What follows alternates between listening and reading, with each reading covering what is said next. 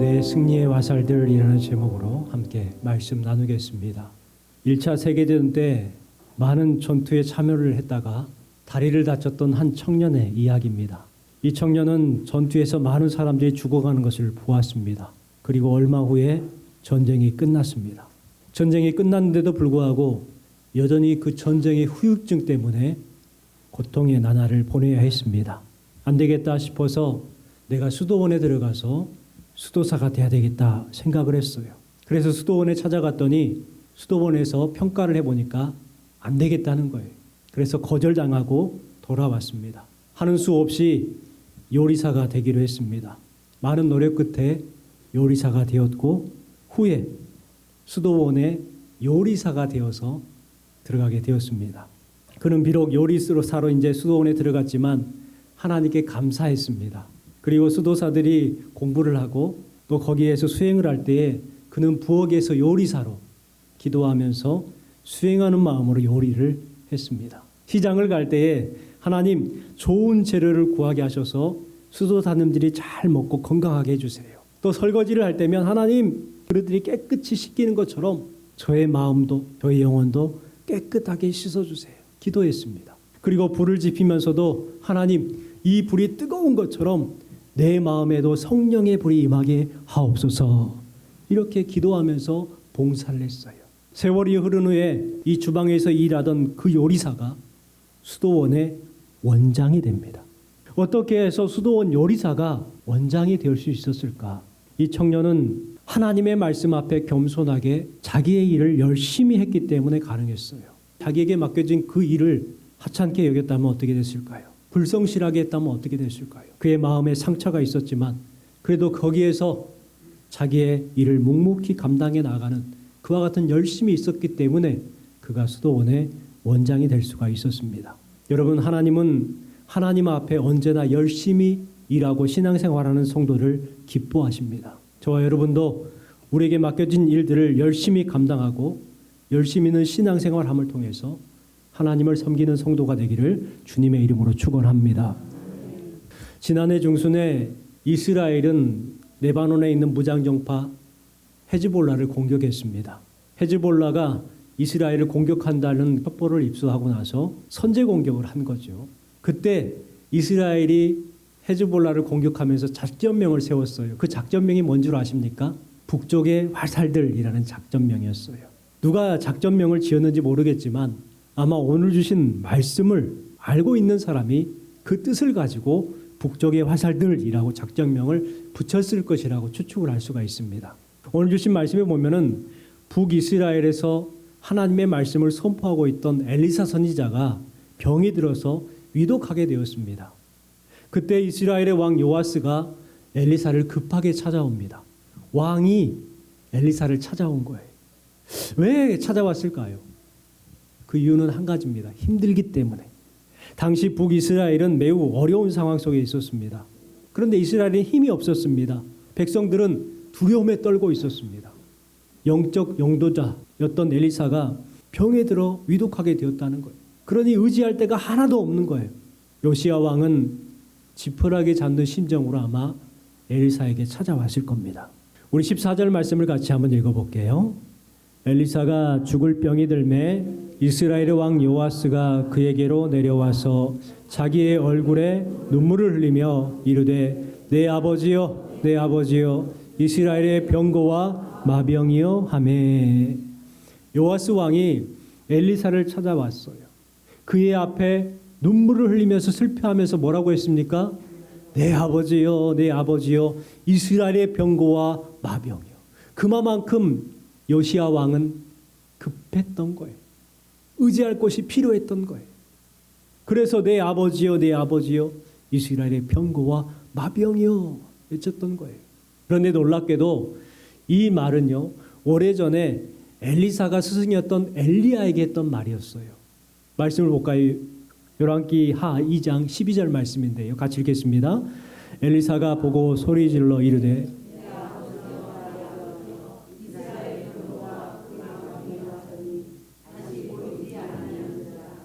말씀처럼 엘리사가 엘리야 선지자를 보면서 그 말을 했어요. 내 아버지여 내 아버지여 이스라엘의 병거와 그 마병이요. 그 말을, 자기가 했던 말을 누구에게 듣고 있는 거예요? 이스라엘의 왕에게 듣고 있는 거예요. 엘리사는 그 말을 듣고 나서 요시야 왕에게 마지막으로 하나님의 도울 수 있는 방법에 대해서 말합니다. 엘리사는 요아스 왕에게 활과 화살을 가져오라 이렇게 말합니다. 그러니까 요시야는 묻지 않고 활과 화살을 가져옵니다. 그리고 화살을 손에 잡으라 하니까 잡아요. 동쪽 문을 열어라 하니까 엽니다. 그리고 나서 활을 당겨서 동쪽을 향해 쏘라고 합니다. 쏠 때에 그냥 쏘는 것이 아니라 병든 그 위독한 엘리사 선지자가 그 요시야의 손에 손을 얹어줘요. 그리고 쏘라 이렇게 말합니다. 그리고 나서 그 화살이 어떤 화살인지에 대해서 이야기해 주죠. 17절 말씀 같이 읽으겠습니다. 이르되 곧 열매 엘리사가 이르되 쏘소서 하는지라 곧 쏘매 엘리사가 이르되 이는 여호와를 위하는 구원의 화살 곧 아람에 대한 구원의 화살이니 왕이 아람 사람을 멸절하도록 아벡에서 치리이다 하니라. 요소서 쏘소서 하고 나서 이제 그 화살의 의미를 말합니다. 그 화살은 어떤 화살이었어요? 구원의 화살. 이스라엘이 헤즈볼라를 공격할 때 작전명이 뭐였다고요? 북쪽의 화살들. 구원의 화살들, 이 현대어 성경으로 보면은 승리의 화살들로 번역을 하고 있습니다. 승리의 화살들. 곧 하나님께서 도우심을 통해서 구원받고 승리하게 될 것이다 라고 예언의 말씀을 주시는 거예요. 동쪽으로 쏘아 올린 화살, 어떻게 보면 허공에 쏘는 것 같습니다. 그냥 일반적으로 보면 허공에 그냥 아무 의미 없이 쏘아 올린 것 같습니다. 하지만 믿음으로 보면은 구원과 승리의 화살들이라는 거예요. 여러분, 우리가 하는 것들이 무의미하게 한 것 같고 허공에 치는 것 같아요. 기도하면 뭐 이루어지겠어? 우리가 이렇게 뜨겁게 예배하면 누가 알아주겠어? 그렇지만 분명한 것은 결코 그렇지 않다는 거예요. 여러분, 기도는요 무식한 사람들이 하는 게 아니에요. 어떤 분이 그래요. 무식해갖고 기도한다고. 여러분, 그분에게 묻고 싶습니다. 그분이 가지고 있는 학식과 무식하다는 사람과 숫자를 알면 얼마나 더 알아요. 또 어떤 분은 그래요. 기도는 가난한 사람들이 하는 거라고. 여러분, 그분에게 묻고 싶어요. 그분이 가진 재산과 가난하다고 하는 그 사람의 재산이 얼마 차이 있냐고요. 어떤 분들은 그럽니다. 아프니까, 유약하니까 기도한다고. 나중에 그 사람도 아플 거 아닙니까? 기도는 무식하고 가난한 사람들, 병든 사람들이 하는 것이 아니라 가장 현명한 방법이요, 가장 효과적인 방법이라는 것을 믿으시기 바랍니다. 여러분, 다니엘 아시잖아요. 다니엘은 기도할 필요가 없는 사람 같습니다. 대제국의 총리였습니다. 그런데 다니엘은 어떻게 했어요? 동쪽 창문을 열고 하루에 3번씩 기도를 했어요.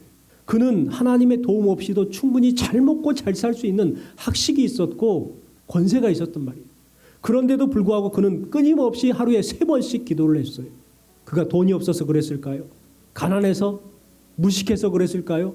그가 병들어서 그랬을까요? 아니에요. 기도가 그만큼 중요한 것을 알았기 때문에 그래요. 여러분, 우리는 다니엘과 같이 기도할 수 있는 삶을 살아갔으면 좋겠습니다. 지금 우리 세대가 기도가 가장 필요한 세대가 아닌가 생각을 해보여요. 텔레비전을 보면 대통령이 구속당하는 초유의 사건이 발생했고 그것을 반대하는 그 세력들이 폭도들이 되어서 재판을 했던 그 재판장에 들어가서 유리를 깨고 그 난리를 치는 모습을 봐요. 여러분은 어떤 생각을 하셨습니까? 저놈들이 미쳤네, 나쁜 놈이네, 여러분 막 욕하셨을 거예요. 그런데 우리가 그 사람들 욕해서 뭐 하겠습니까? 내 마음만 상하지요. 이럴 때 기도해야 되지 않을까요? 다니엘과 같이 자기를 죽이려고 하는 그 세력들이 분명히 있었지만, 존재했지만 오히려 동쪽 창문을 열고 기도했던 것처럼, 엎드렸던 것처럼 우리도 이 나라와 위정자들을 위해서 기도해야 되지 않을까요? 엘리사는 요아스에게 또 한 가지를 시킵니다. 화살을 들어 땅을 치라 말합니다. 요아스는 영문도 모른 채 화살을 들어요. 그리고 땅을 치는데 몇 번을 치냐면 3번을 칩니다. 18절 말씀 읽겠습니다. 또 이르되 화살들을 잡으소서 곧 잡음에 땅을 치소서 하는지라. 이에 3번 치고 그친지라. 화살을 3번 치고 그쳤어요. 그러니까 엘리사 선지자가 분노합니다. 책망을 합니다. 19절 말씀 읽겠습니다. 하나님의 사람 노하여 이르되 왕이 대여섯 번을 칠 것이니이다. 그리하였다면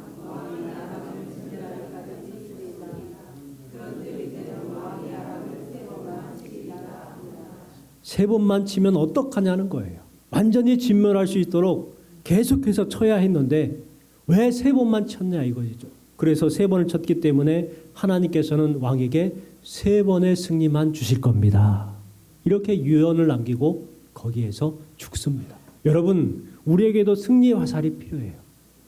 그렇다면 우리가 그 구원의 화살, 승리의 화살을 얻고자 할 때에 어떤 사람에게 하나님께서는 승리의 화살을 허락하시는가? 오늘 주신 말씀을 통해서 한번 생각해 보았으면 좋겠습니다. 첫 번째는요, 겸손히 따르는 성도에게 승리의 화살을 주십니다. 오늘 본문의 요아스 왕은 의로운 왕이 아닙니다. 악한 왕입니다. 그럼에도 불구하고 도와주셨어요. 어떤 악한 짓을 했냐면 여로보암의 길을 따라서 갔던 사람이에요. 우상 숭배하는 이스라엘 백성들을 그냥 방관했던 사람이에요. 그럼에도 불구하고 하나님께서 왜 그에게 승리의 화살을 주셨을까? 그 이유가 오늘 주신 말씀에 기록이 되어 있죠. 말씀을 보십시오. 15절 말씀에 보니까 활과 화살을 가져오소서 이렇게 말하니까 가져옵니다. 16절에 보면 왕의 손으로 활을 잡으소서 하니까 활을 잡습니다. 또 17절 말씀에 동쪽 창을 여소서 하니까 동쪽 창문을 엽니다. 쏘소서 하니까 쏩니다. 18절 말씀에 보니까 화살들을 잡으소서 하니까 화살을 잡습니다. 그리고 땅을 치소서 하니까 땅을 쳤습니다. 여러분이 왕이라고 하면 그 말을 따르겠어요? 안 따르겠어요? 한 번은 할 수 있어. 2번까지는 내가 용인해 주겠어. 그런데 계속해서 시키잖아요. 가져와라, 잡아라, 열어라, 쏘아라. 여러분 같으면 하시겠어요? 안 하시겠어요? 안 하죠. 계속해서 해요. 왜 그래야 됩니까? 무슨 이유입니까? 뭐 때문입니까? 따졌어요? 안 따졌어요? 안 따졌어요. 엘리사가 요구하는 대로 그대로 행했습니다. 왕임에도 불구하고 겸손히 따랐다는 거예요. 여러분, 하나님께서는 이와 같이 겸손히 따르는 성도들에게 승리를 허락해 주시는 거예요. 여러분, 겸손하면은요, 낮아진다고 생각하는 것 같아요. 사람들이 내가 사람 앞에서 겸손하면 내가 낮아진다고 생각하고 겸손하지 않으려고 해요. 손해보는 것 같다는 거죠. 그런데 결코 그렇지 않아요. 그것이 바로 세워지는 거예요. 교만한 사람은 중요한 사람인 척 하지만 겸손한 사람은 진짜 중요한 사람이 되는 것입니다. 여러분, 하나님께 겸손과 기도를 회복하시고 승리의 화살을 얻으시는 여러분 되시기를 주님의 이름으로 축원합니다. 두 번째는요, 하나님의 손에 붙들린 성도에게 승리의 화살을 주십니다. 우리 16절 말씀 같이 읽어볼게요. 또 이스라엘 왕에게 이르되 그가 손으로 잡으니 엘리사가 자기 손을 왕의 손에 얹고. 엘리사가 이스라엘의 왕 요아스에게 활을 가져오라 이렇게 말하죠. 그리고 활을 가져왔어요. 그런데 그 화살은 특별한 화살이었을까요? 평범한 화살이었을까요? 평범한 화살이었어요. 금으로 된 화살을 가져와라. 이게 아니라 그냥 화살을 가져왔어요. 그런데 동쪽 하늘을 향해서 쏘았더니 그 화살이 어떤 화살이라는 거예요? 구원의 화살이라는 거예요. 평범한 화살이 구원의 화살로 바뀐 거예요. 그 이유가 뭐였을까요? 16절 말씀에 근거가 있죠. 한 가지. 엘리사가 자기 손을 왕의 손에 얹고라고 말하고 있어요. 평범했던 그 화살이 엘리사의 손이 얹어져 쏘아 올렸더니 구원의 화살로, 승리 화살로 바뀌게 된 거예요. 여러분, 여기에서 우리는 알 수 있는 게 뭐예요? 우리는 평범하지만 하나님의 손에 붙들리면 그때부터 우리의 인생이 바뀌게 된다는 거예요. 우리의 인생에 승리의 역사가 나타나게 된다는 거예요. 사실 성경에 보면은 하나님의 놀라운 일들이 일어날 때 쓰였던 도구나 사람들을 보세요. 특별한 사람이었습니까? 아니에요. 평범한 그러한 사람들이었고 평범한 것들이었어요. 예를 들면은 모세 지팡이는 어떤 지팡이였을까요? 황금으로 된 권능의 지팡이였을까요? 아닙니다. 평범한 나무 막대기였어요. 마라의 쓴물을 달게 만들었던 나뭇가지는 어떤 나뭇가지였을까요? 특별한 해동력이 있었을까요? 성경에 보세요. 주변에 널려 있었던 그 나무의 가지를 꺾어다가 던졌더니 쓴물이 단물이 된 거예요. 다윗을 보세요. 이 다윗이 골리앗을 쓰러뜨릴 때에 시냇가에 있는 돌 5개를 주오잖아요. 매끈매끈한 돌들. 여러분, 그 돌들이 다이아몬드로 만든 돌이었을까요? 아니에요. 그냥 있는 평범한 돌이었던 거예요. 나아만 장군이 문둥병을 치료받기 위해서 7번 목욕했던 요단강은 어때요? 요단강은 그냥 평범한 그런 강이었어요. 성경에 나오는 믿음의 사람들도 다 평범한 사람들이었어요. 성경에 엘리사에 대해서 설명해 놓은 말씀이 있죠. 야고보서 5장 17절 말씀 읽어보겠습니다. 엘리야는 같은 사람이로되 그가 비가 오지 않기를 간절히 기도한즉 3년 6개월 동안 땅에 비가 오지 아니하고 다시 기도하니 하늘이 비를 주고 땅이 열매를 맺었느니라. 엘리야는 권능의 사람, 능력의 사람이었다고 말합니까? 아니에요. 엘리야는 우리와 성정이 같은 사람이로되 우리와 똑같은 사람이라. 하지만 그가 간절히 기도했을 때에 3년 6개월 동안 비가 내리지 않았고 또 간절히 기도했을 때에 비가 내리게 되었고 열매를 맺게 되었다라는 것입니다. 그 이유가 뭘까요?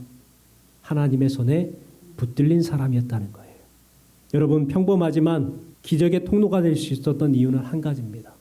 하나님의 손에 붙들리고 하나님의 손이 함께 있을 때. 여러분, 우리도 평범해요. 하지만 우리도 승리의 화살로 쓰임받을 수 있을 줄 믿습니다.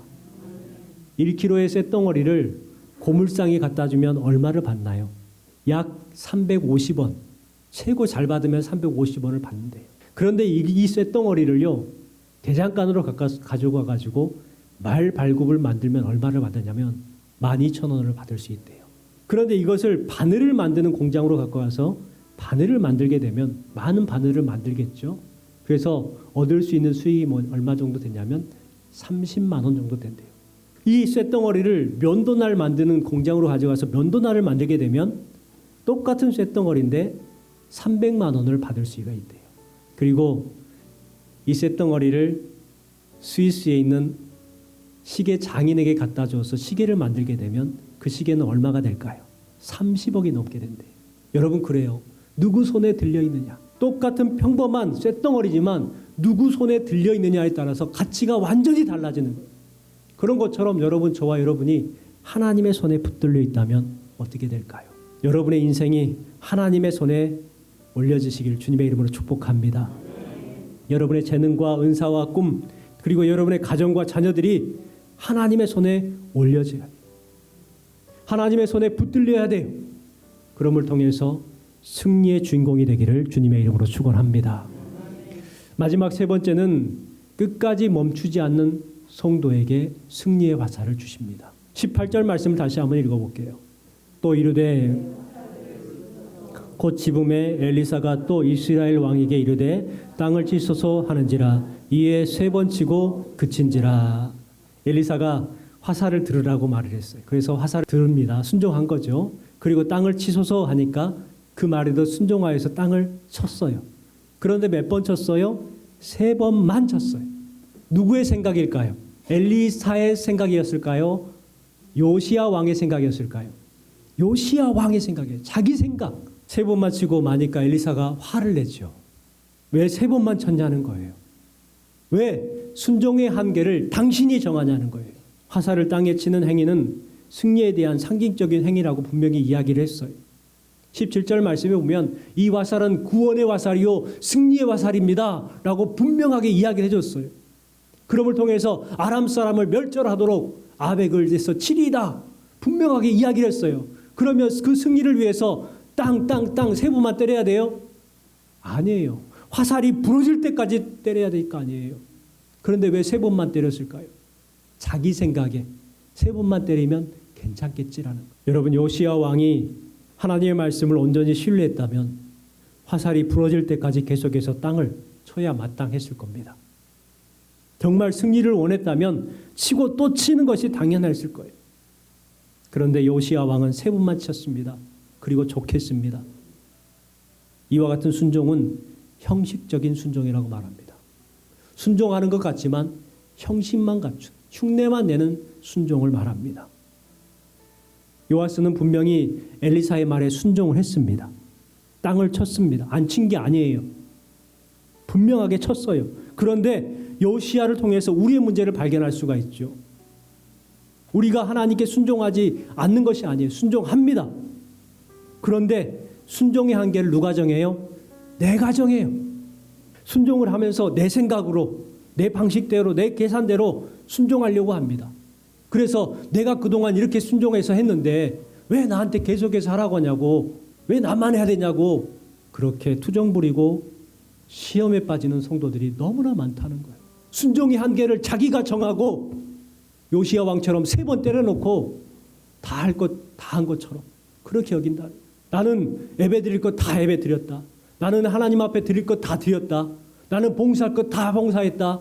누가 정하는 거예요? 자기가 정해놓고 자기가 정한 그 틀에 빠져서 시험에 빠지고 그러는 우리의 모습들을 발견할 수가 있어요.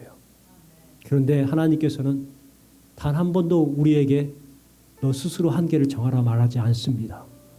끝까지 순종할 수 있는 저와 여러분 되시길 주님의 이름으로 축원합니다. 오늘 말씀을 통해서 우리 삶 속에서 승리하는 원리의 말씀을 함께 나눴습니다.